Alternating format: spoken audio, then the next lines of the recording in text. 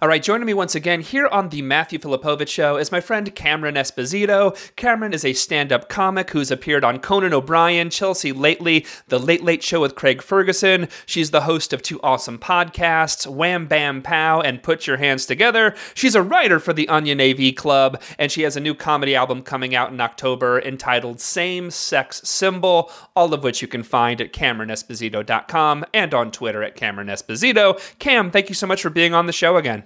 God, you nailed that intro. You nailed it. Thank you. I take pride in my introductions. I want to get the proper hype, going into this interview.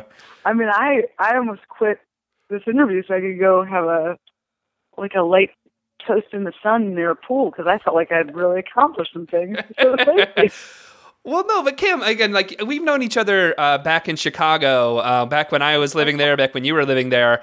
And, seriously, I say this with all sincerity. I am so happy to see how much badass success you're having. We were talking about this before we started recording here about, it's not overnight. It's something that happened gradually. But you're literally one of the hardest working comics out there. And you're one of the funniest comics out there. But they're also one of the nicest comics out there. And so it's when actually seeing someone, we all know that there's some comics who are horrible people, and when they do well, you're like, well, okay, they're funny, but they're also horrible people. But looking at you and your success, it's it feels so good because you're an awesome, just one of the nicest comics you're going to come across and stuff. So so really, congrats on all the recent success. That just means so much. Thank you so much. It does feel gradual. Like I was saying to you right before we started recording, is that I know it's actually really cool sometimes to reconnect with people I haven't spoken to in a minute. You and I haven't spoken, I don't know, maybe a year or two, a year. It feels about a year ago, I think. I think you were on about a year ago, yeah. It feels long enough where day by day it seems so slow, but if you just talk to somebody you haven't spoken to in a year, you're like, I am killing it. I can't believe, what has happened in the last year. I try to talk to my fiance, who's also a comic, Rhea, about that. But the best way to measure, especially when you live in LA, because the seasons don't change at all. So there's no every day is exactly like the other day.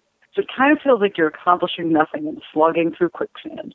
So I said to her, we just have to look back. Where were we 1 year ago? Are we doing better? Okay, great. Well, let's examine some of the recent stuff, Cam, because for one, the one I'm really excited about, you actually have a new CD coming out in October. I believe it's October 7th, which is my birthday, so that's a pretty good birthday present for me. Happy birthday. Thank you. Yeah, but so it's you recorded it. I wanted you to tell us about the CD, but it's Kill Rock Stars is releasing it. How cool is that? It's really cool. They so that's a Portland-based, or actually now Portland, but I think maybe in the past maybe Eugene, based record label that does a lot of cool punk rock music and, released a lot of Sleater Kinney's albums. And what's rad is that this is their third comedy album. So they did Kurt Brawler's and Hari Kondabolu's. And so not only do they have this rad list of musicians that I'm now label mates with, but they're kind of finding their own taste in comedy as well, even though they're just doing a few releases. And it's a lot of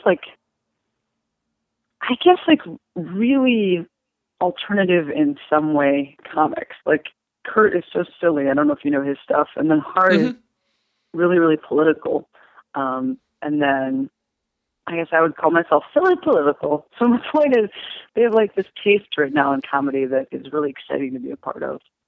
And then they have music fans.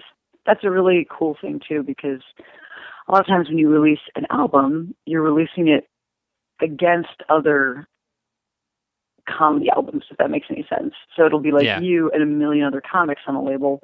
It's really hard to get people that aren't into stand-up to listen to stand-up, unless you have people that really trust the label because they've been doing great music, and then you can get some people listening that have probably never heard you before. That's what's cool about it for me. I'm stoked that, well, so where did you?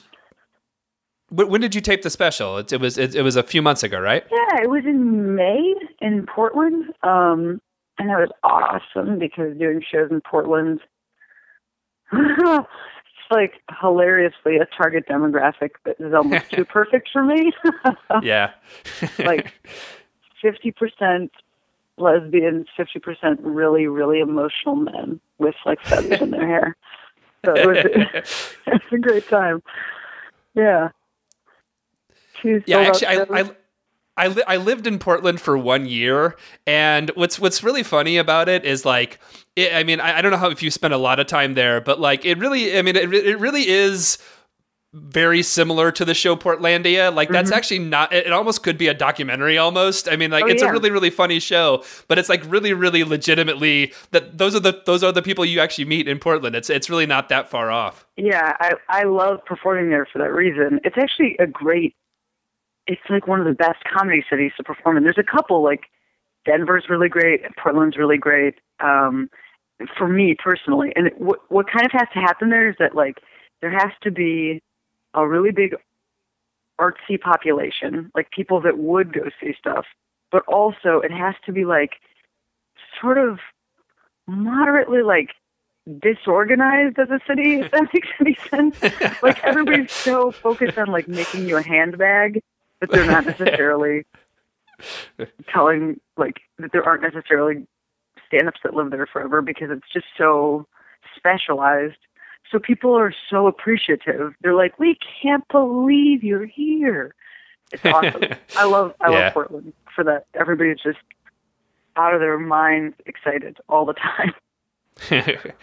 Again, I'm talking to my friend Cameron Esposito, CameronEsposito.com, on Twitter at Cameron Esposito. So Cam, you also had, speaking of milestones, how about this? Last week, Conan O'Brien. What?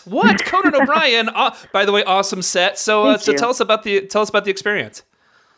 Well, so the funny thing, I guess, about those shows is how early. Well, one thing, you have to get there so early to do like your hair and makeup, and they do a lighting check because it's the same person that used to light the Oscars, is what they told me. As they were like, no, we need you to get a lighting check. It's the same person that used to light the Oscars. It was very cool. I was really happy to be doing the show. I found out the night before, which is actually great because I didn't have a ton of time to stress. But you get there at 2, and the taping isn't like I wasn't on until 5:30. So it's a lot of just like pacing around in your dressing room until they call you out. And I thought the show was really fun. I actually thought that I was kind of, not that, hey, we can always look at I definitely can look at that set and say like, oh, this would be better. But also I've been performing in a lot of larger venues lately. And so I didn't feel as uncomfortable there walking out that I did, like, say, the first time I did stand up on TV, where I just was performing at a lot smaller venues usually. And so it was intimidating. This time I didn't feel like it was intimidating, even though Kesha was sitting on stage watching me. How did Kesha take the material? She was laughing her head off, and she came over and gave me a hug. Oh, Kesha. Nice. You know, Kesha. She did. Yeah. Yeah, from Kesha. Kesha from, you may have known her from Kesha. Exactly. So that was pretty rad. I would say the ultimate best part was that they give you a little popcorn tin that's like Garrett's popcorn from Chicago. It's very big, actually. They give you a big popcorn tin, and it says like the word Conan all over it. And you get driven to and from in a car. So I got driven back in a car. You know, I've just done Conan. Kesha's just hugged me. You know, Andy Richter's talking to me and like being super nice and complimentary. So I was feeling kind of rad.